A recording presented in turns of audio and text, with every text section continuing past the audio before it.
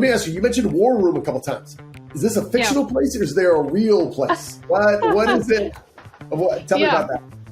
I like to think of the War Room when you're running, work, or you're bidding on something and everybody's, racing to the finish line, or you're cramming and you're trying to, get all the numbers together, make the most competitive package possible. Yeah. We've got great business leaders, right? Great people that know numbers, know estimates, but it's about stepping back and thinking, okay, now we've got the business package, right?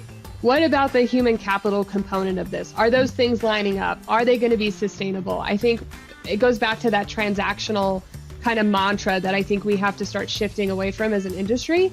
And where I was going with like owner responsibility, I think right now we're not going to see a massive shift in how GCs or subs show up from a people perspective until we start seeing this shift in owners, right? And some people would say, well, no one's going to do that, Ash. There's not a competitive advantage, or, they're looking to save money. Why would they care? They just want to get the job done. But I think that's not true. I've seen owners, especially when you're looking at some of these bigger tech companies and stuff, they're starting to demand things like diversity, equity, inclusion plans on job sites. They're starting to demand, on-site HR, investigatory resources. They're starting to demand that your people have a certain, amount of time off in between projects or shifts so they're not burnt out.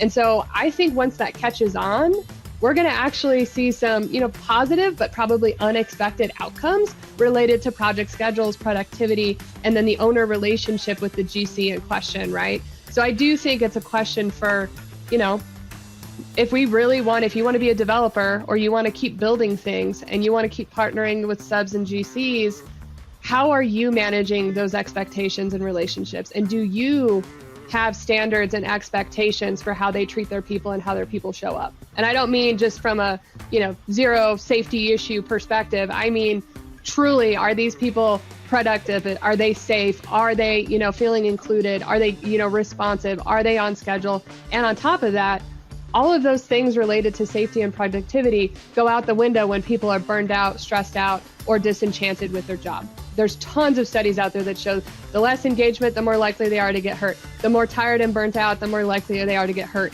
All of those things equate to lost time, lost money, and a push schedule.